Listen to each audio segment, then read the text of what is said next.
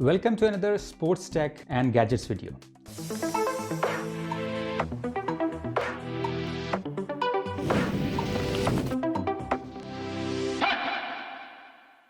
Hello, my name is Amjad Ali and I'm a triathlete. Let us have a look at today's sports tech. This is Magene's S3 Plus dual sensor with dual protocol.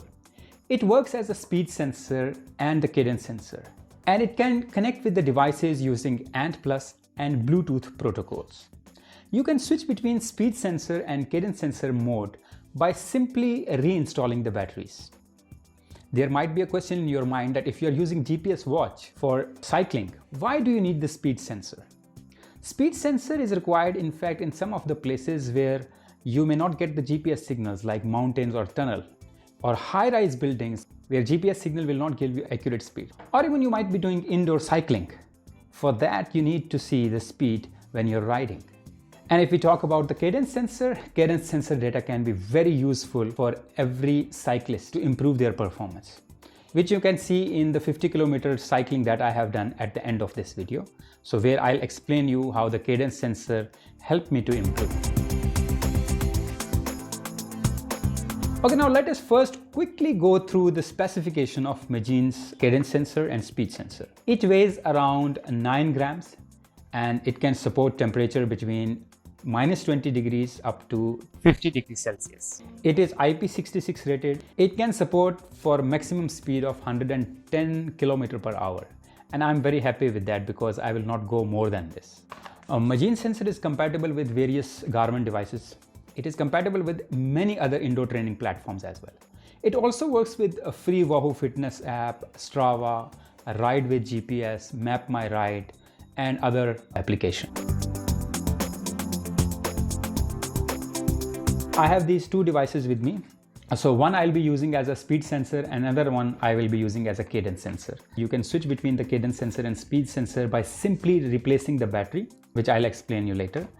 So I'll keep this one box on one side, and inside the box you have the user manual here, the rubber rings, and then we have here the sensor itself. You can replace the battery, remove the battery, and it will give you the indicator, a red indicator when it is in the speed sensor mode. You remove it and put it again, it will give you another indicator for cadence sensor.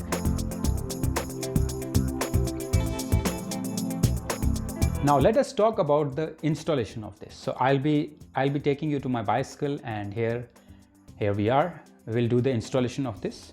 So first of all, we will use this sensor as a speed sensor mode. First, we will remove the installation sheet, reinstall the battery to convert this to speed sensor. There are two silicone gaskets for each sensor. Curved gasket needs to be used for the speed sensor when you are mounting it on the wheel. So rubber rings are there which are available for both crank and as well as for the wheel.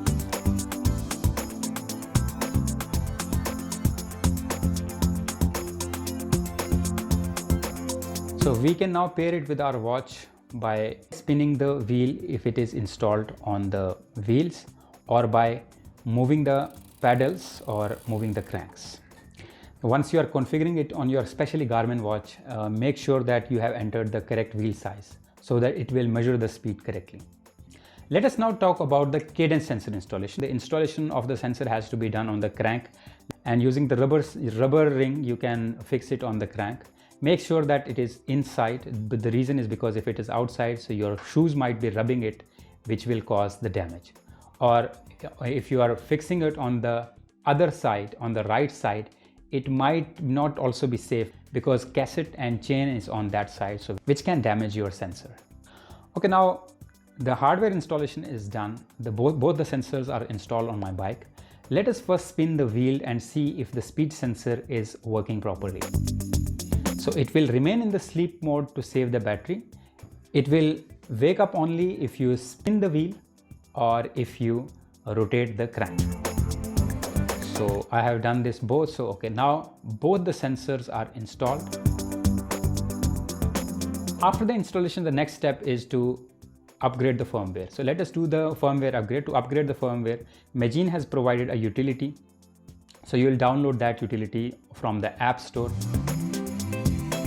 Once you launch the app, you will need to add the sensor. Simply spin the wheel and tap add new device. Make sure that the Bluetooth on the smartphone is turned on. It will display the device serial number and the mode on which the sensor is configured. If the new version is available, it will display the message new version.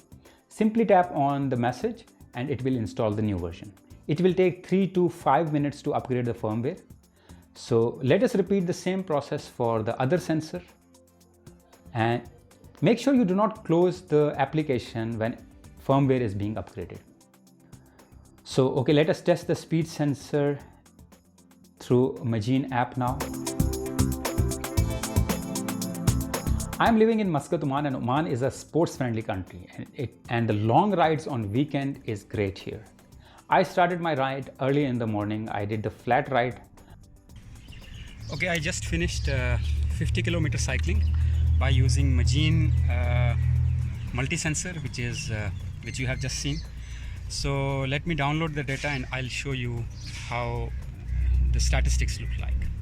I will not be interested in the speed data, but I'll be mainly interested in the cadence data because it will help me to improve the performance. So I will see how I was performing during the ride. So it will give me the rotations per minute of the crank.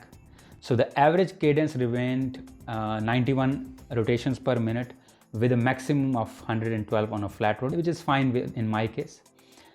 I'm quite satisfied with Magene's sensor result. This video was about the cadence sensor and speed sensor. Hope this video has helped you in general to understand the speed sensor and in particular Magene's S3+. If you want to see more videos like this, please subscribe to the channel. Share it with your fellow triathlete cyclist. See you in next video. Take care and goodbye.